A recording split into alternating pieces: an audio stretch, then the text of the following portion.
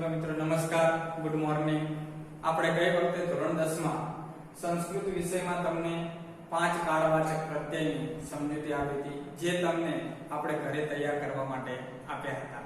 હવે એમાં જ આપણે જે 9મા ધોરણમાં શીખી ગયા હતા વર્તમાન કાળ, સામાન્ય ભવિષ્યકાળ અને અસ્થાન ભૂતકાળ, એમાંથી આજે આપણે વર્તમાન કાળના પ્રત્યયો પરસ્મૈપદ અને આત્મનેપદના પ્રત્યયોની સમજૂતી મેળવવાની છે।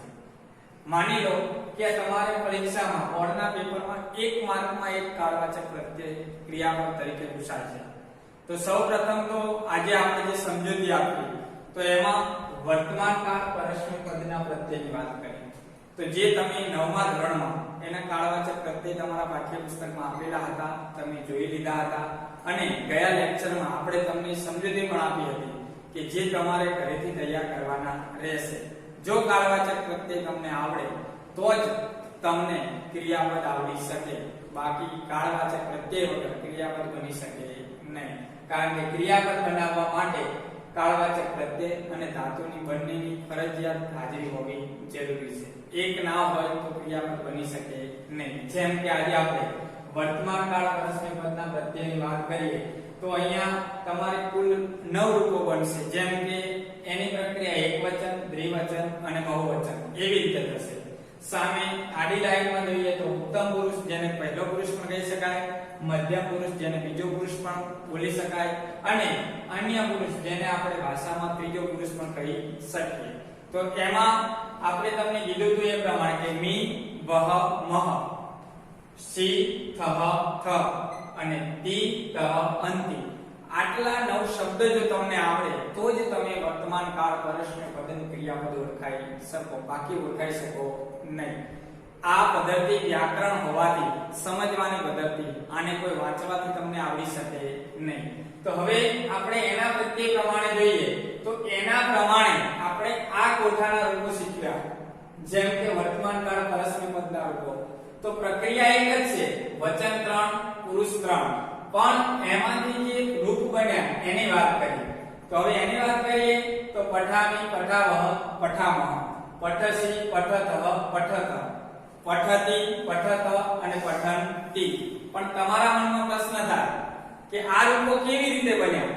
તો એની સમજૂતી વ્યાકરણમાં જો આપણે આપીએ તો એ પ્રક્રિયા કરવી પડે। જેમ કે અહીંયા મેં લખ્યું કે પઠ ધાતુ અવિકરણ પ્રત્યય અને મી કાળવાચક પ્રત્યય, બરાબર? દરેકમાં જેમ કે ધાતુઓ 3 થી 4000 છે સંસ્કૃત ભાષામાં।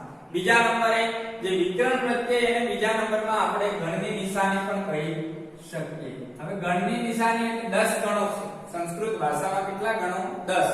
હવે 10 ગણમાં પ્રથમ ગણમાં અવિકરણ પ્રત્યયની એની નિશાની છે અને મી એ કાળવાચક પ્રત્યય જે અહીંયા આપણે સૌપ્રથમ આપેલો છે। હવે પઠ પ્લસ અ પ્લસ મી, તો પઠમાં ઠ માં રહેલો અને વિકરણ પ્રત્યયનો અ, તો આપણે સંધિના નિયમ પ્રમાણે 9માં શીખી ગયા કે અ પ્લસ અ બરાબર શું થઈ શકે? આ થઈ શકે। તો એ પ્રમાણમાં આપણે આ એનો જવાબ આવે પણ સ્વરમાં આ લખાતો નથી। જ્યારે શબ્દ ભેગો થાય ત્યારે પઠામી એવો શબ્દ બને છે। તો આ પહેલું એનું રૂપ બન્યું પઠ ધાતુમાંથી, પઠ ધાતુ, વિકરણ પ્રત્યય અને કાળવાચક મી। તો પઠામી એવું રૂપ બન્યું તો એ પ્રમાણે બીજા પણ રૂપ બની શકે। અહીંયા વહ હે તો પઠાવહ, મહ હે તો પઠામહ, અહીંયા સી તો પઠસી, અહીંયા થહ તો પઠથ અને થ તો પઠથ। એ પ્રમાણે તી હોય તો પઠતી, તહ હોય તો પઠતહ અને અંતિ હોય તો પઠંતી। તો એવું નથી કે પઠ ધાતુમાં જ, લિખ ધાતુ લો તો પણ એ પ્રક્રિયા બની શકે। જેમ કે લિખામી, લિખાવહ, લિખામહ, લિખસી, લિખતહ અને લિખથ, લિખતી, લિખતહ અને લિખંતી। હવે માની લો તમારા મનમાં પ્રશ્ન ઉદ્ભવે કે આ રૂપ બન્યા પછી આને આપણે ઓળખાઈ કેવી રીતે શકીએ? તો એ પ્રમાણે પઠામીને જ્યારે તમારે ઓળખાવાનું થાય એક રૂપ તમને સમજૂતી આપો જેના ઉપરથી તમે બીજા રૂપો ઓળખાઈ શકો। તો પઠામીમાં અહીંયા માની લો તમે આગળ અલગ શબ્દ તારવી લો તો પઠ ધાતુ, એ પછી મી ઉપરથી તમને ખબર પડશે કે કયો કાળવાચક છે. તો અહીંયા મી પ્રથમ છે તો વર્તમાન કાળ, પછી પદ પરસ્મય પદ અને પુરુષ પ્રથમ પુરુષ અને વચનમાં એક વચન. તો પરીક્ષામાં તમારે આ ઓળખાવાની સાચી પદ્ધતિ છે. જો આ વસ્તુ તમારા મગજમાં હશે તો જ તમે ઓળખાઈ શકશો અને આનો તમને 1 માર્ક મળશે પરીક્ષામાં. તો એવી રીતે માની લો કે પઠની જગ્યાએ બીજો કોઈ પણ રૂપ લો, તમે પઠામીની જગ્યાએ લીખામી લો,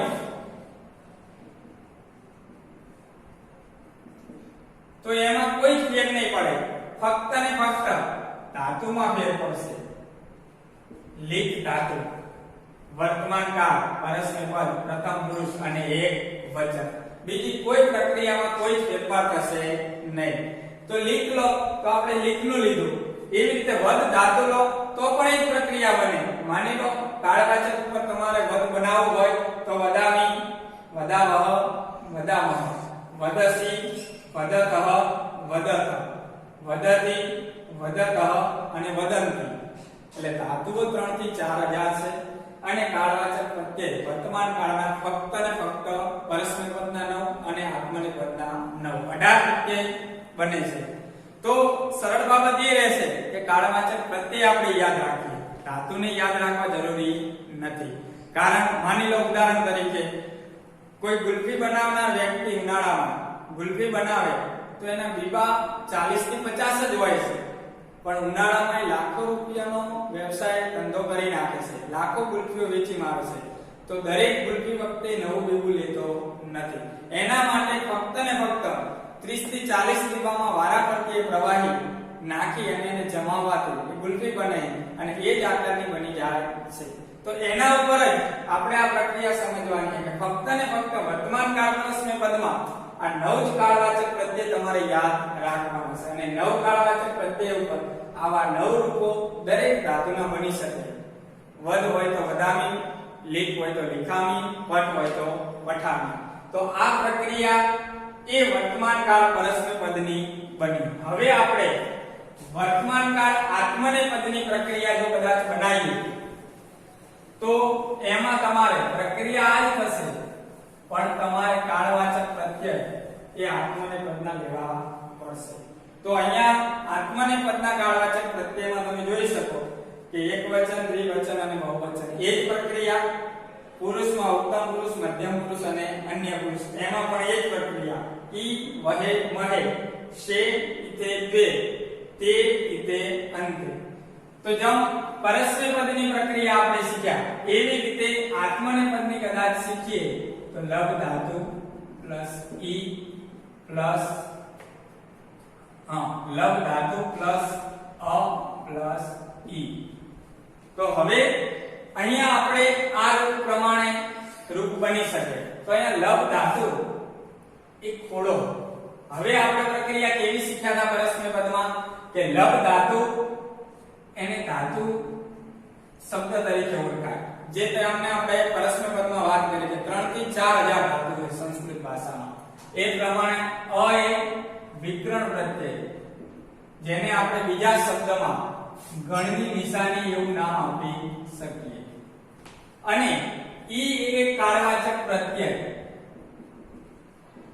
કાળવાચક પ્રત્યય પણ શનો? વર્તમાન કાળ આત્મનેપદનો, જે અહીંયાથી શરૂ થઈ શકે. હવે લ પ્લસ અ પ્લસ ઈ. તો હવે અહીંયા આપણે સૌપ્રથમ જો સંધિની પ્રક્રિયા શીખીએ તો અ પ્લસ ઈ માં અહીંયા અ પ્લસ ઈ ની વાત કરીએ તો ઈ એવો શબ્દ રચાય. પણ સંસ્કૃત ભાષામાં આપણે સ્વર અને વ્યંજનની વાત કરીએ તો સ્વર લખાતો નથી. ક્યારે લબ કે એવું રૂપ બનતું નથી. આવું રૂપ આપણે ક્યારે બનાવતા નથી, કારણ કે સ્વર એ હંમેશા વ્યંજનમાં ભેળો મરી જાય. તો એ પ્રમાણે અહીંયા લબ પ્રમાણે લબનું રૂપ આ પ્રમાણે થશે, જે આપણે પ્રથમ પુરુષ એક વચનમાં લભેવ રૂપ બન્યું. હવે એ જ રીતે દ્વિતીય વચન લો પ્રથમ પુરુષનું તો લભા વહે. એ જ રીતે મહેશ શબ્દ લો તો લભા વહે બન્યું. એ જ રીતે શે શબ્દ લો તો લભ શે. એ જ પ્રમાણે ઇતે શબ્દ લો તો લભે થે બને, દ્વે શબ્દ લો તો લભદ્વે બને, અને તે શબ્દ લો તો લભતે, ઇતે શબ્દ લો તો લભે તે બને, અને અંતે શબ્દ લો તો લભંતે. હવે જ્યારે આપણે પરીક્ષામાં પૂછાય અને તમારે ઓળખવાની સમજૂતી, તો એ પ્રમાણે કેવી રીતે તમે ઓળખી શકો? જેમ આપણે પઠાણીનું તમને કીધું હતું. હવે લભંતે શબ્દ હોય તો પરીક્ષામાં તમે કેમ ઓળખાઈ શકો? તો અંતે તમારે શબ્દ શોધવો પડે કે ભાઈ અહીંયા અંતે ક્યાં હે, તો અહીંયા અંતે અહીંયા. તો હવે એમાં બહુવચન હે, પુરુષમાં ત્રીજો પુરુષ જેને અન્ય પુરુષ પણ કહી શકાય. તો હવે તમે કેવી રીતે ઓળખાઈ શકો? અંતેને અલગ મનથી તમે સ્વીકારી લો તો લભ ધાતુ એવો શબ્દ બને. ધાતુ બન્યા પછી અંતે તમને ખબર હોવી જોઈએ કે અંતે શબ્દ કઈ પ્રક્રિયામાં મુકાય છે. તો અંતે એ વર્તમાન કાળ આત્મનેપદ છે. તો કાળમાં તમે લખી શકો કે ભાઈ વર્તમાન કાળ. હવે એ જ પ્રમાણે પદ કયો છે, પરસ્મય પદ કે આત્મનેપદ, એ તમારા મગજમાં સમજૂતી હોવી જોઈએ. તો અહીંયા આત્મનેપદ એવો શબ્દ વપરાય. હવે એ શીખ્યા પછી અંતે જ્યારે તમને ખબર છે, તમને મૌખિક કાળવાચક આવડે કે ભાઈ ઈ વહે મહે સે ઇતે તે ઇતે અંતે, તો અંતે ત્રીજો પુરુષ બહુવચન આવે તો અહીંયા તમે લખી શકો કે ત્રીજો પુરુષ બહુવચન. આ તમારો પરફેક્ટલી 1 માર્કનો જવાબ બની શકે. તો આવી રીતે તમે લભની જગ્યાએ વદ મૂકો તો વદે શબ્દ બને, વદા વહે બને, વદા મહે બને, વદ સે, વદે થે, વદ દે, વદે તે, વદે તે અને વદંતે. હવે માની લો આમાં તમારે સેજ પણ ઉતાવળ કરવાની નથી. કાળવાચક તમારે તમારી રીતે મૌખિક આવડતા હોય તો વારાફરતી શબ્દ ગોઠવી અને તમે મૂકી શકો. જેમ કે આપણે પરસ્મય પદમાં લીક ધાતુ લીધું તો અહીંયા આત્મને પદમાં પણ તમે લીક લઈ શકો. તો શું બને? લીખે, લીખા વહે, લીખા મહે, લીખસે, લીખથે, લીખદ્વે, લીખતે, લીખેતે અને લીખંતે. તો આ પ્રક્રિયા તમારા મગજમાં સ્પષ્ટ થઈ ગઈ કે વર્તમાન કાળમાં બે પદ, પરસ્મય પદ અને આત્મને પદ. હવે પરસ્મય પદમાં નવ પ્રત્યય અને આત્મને પદમાં નવ પ્રત્યય. તો વર્તમાન કાળના કુલ 18 શબ્દ તમે તૈયાર કરો તો એ 18 શબ્દમાંથી જ તમારે રૂપ બની શકે. એ સિવાય બહારનું કોઈ રૂપ આવી શકે નહીં. હવે માની લો છેલ્લે તમને હું એ સમજૂતી આપું છું કે પરીક્ષામાં તમારે કેવી રીતે પૂછાઈ શકે, એટલે તમારા મગજમાં એ વાત સ્પષ્ટ થઈ જાય. તો પરીક્ષામાં તમારે એ પ્રમાણે તમને જો શબ્દ કે ભાઈ અહીંયા કે અધોદતાની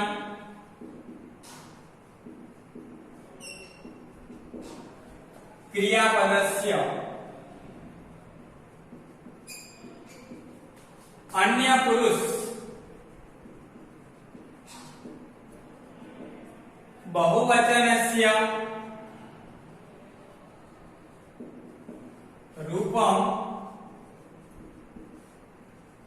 ચિત્વા લેખન. હવે સંસ્કૃતમાં જ્યારે તમારે સૂચના આપી હોય ત્યારે તમને ખબર પડવી પડે કે અધોદતે જેનો અધોદતાની મતલબ અહીંયા આપેલા ક્રિયાપદસ્ય, તો કોઈ પણ કાળવાચક અને ધાતુ બંને ભેગા થાય એ હંમેશા ક્રિયાપદ જ બને. જેમ કે નવ આ ક્રિયાપદ અને નવ આ, તો એવી રીતે દરેક કાળના બની શકે. અન્ય પુરુષસ્ય બહુવચનસ્ય, તો અન્ય પુરુષ એટલે ત્રીજો પુરુષને આપણે વાત કરી, અને રૂપમ ચિત્વા લખત એટલે રૂપ શોધીને લખો. હવે તમને એક સાચું રૂપ આપે અને બીજા 3 ખોટા રૂપો આપી શકે. તો હવે માની લો તમને એવું કે ભાઈ પઠામી, એ પછી તમને ભવંતી અને લભાવહે આવા 3 ક્રિયાપદો આપે ત્યારે તમારે એક સાચું ક્રિયાપદ ઓળખાઈ શકાય. હવે માની લો તમને પહેલું ખબર હોવું જોઈએ કે પઠામી, તો આ ખોટો તમને તૈયાર હોવાથી તમને ખબર પડે કે મી શબ્દ ક્યાં આપેલો પરસ્મય પદ અને આત્મને પદમાં. તો મી શબ્દ તમારે એ જગ્યાએ આપેલો છે કે એક વચનમાં, બરાબર. તો અહીંયા તમને શોધવાનું શું કીધું છે? અન્ય પુરુષ બહુવચન, એટલે પ્રથમ પુરુષ એક વચનમાં, એટલે આ જવાબ આવશે નહીં. હવે લભાવહીની વાત કરીએ તો લભાવહી ક્યાં આપેલો હોય તો આત્મનેય પદમાં ઈ અને વહે.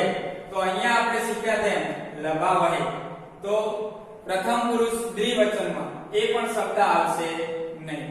હવે ભવંતી શબ્દ બાકી રહ્યો.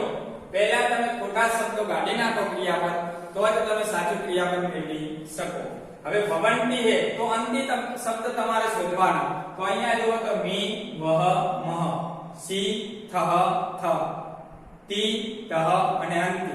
તો અહીંયા અંતિ શબ્દ પકડાયા પછી વર્તમાન કાળ પરસ્મય પદ અન્ય પુરુષ કો કે ત્રીજો પુરુષ કો અને બહુવચન. તો આ ભવંતીનું રૂપ તમારે સાચું છે. પ્રથમ પરીક્ષા પદ્ધતિ પ્રમાણે તમારે એવું હતું કે ઓબ્જેક્ટિવમાં 4 ઓપ્શન આવે અને તમારે OMR માં ખાલી A B C D હોય તો B માં ટીક કરવાનું થતું. પહેલા એ પદ્ધતિ હતી કે A B C અને D એમાંથી જવાબ શોધવાનો હતો. તો માની લો B સાચો તો B માં પ્રક્રિયા થઈ શકે. પણ હવે તમારે આ પ્રમાણે 3 ઓપ્શનમાંથી એક ઓપ્શન પસંદ કરવાનો થાય. તો હવે તમારે જવાબમાં એવું લખી શકાય કે ભવંતી અને જો સ્પષ્ટ લખો અન્ય પુરુષ એકવચન લખો તો પણ જવાબ સાચો પડે. પણ તમને પરફેક્ટ આવડે તો તમે આવી રીતે લખી શકાય કે ભાઈ વર્તમાન કાળ અન્ય પુરુષ બહુવચન. બરાબર. હવે અહીંયા વર્તમાન કાળમાં પરસ્મય પદ લખો તો વધારે સારું, જેથી કરી તમારો એ માર્ક કાપી શકે નહીં. જવાબ આવી શકે કે ભવંતી અંતિ વર્તમાન કાળ પરસ્મય પદ અન્ય પુરુષ અને બહુવચન. તો તમારા 1 માર્કમાં એક કાળ પૂછાય. જેમ કે 5 માર્કમાં 5 કાળવાચક પ્રત્યય પૂછી શકે. વર્તમાન કાળ, હસ્તન ભૂતકાળ, સામાન્ય ભવિષ્યકાળ, આજ્ઞા અને વિધેય. એમાં 9મા ધોરણમાં તમે 3 કાળવાચક શીખી ગયા. વર્તમાન કાળ, હસ્તન ભૂતકાળ, સામાન્ય ભવિષ્યકાળ. 10મામાં આજ્ઞા અને વિધેય શીખવાના. એમાં આપણે ગયા લેક્ચરમાં તમને 5 કાળવાચકના પ્રત્યય તૈયાર કરવા માટે આપ્યા હતા. હવે અત્યારે આપણે આ લેક્ચરમાં તમને એક કાળની સવિસ્તાર સમજૂતી આપી, વ્યાકરણની 1 માર્કની, જે તમને કાળવાચક પ્રત્યય પણ લખી બતાયા અને તેમાંથી જે બનતા રૂપો હતા ક્રિયાપદ એ પણ તમને લખી અને બતાવ્યા. તો આજે આપણે વર્તમાન કાળ, પરસ્મય પદ અને આત્મનેય પદના ક્રિયાપદનું 1 માર્કનું આપણે શીખી ગયા.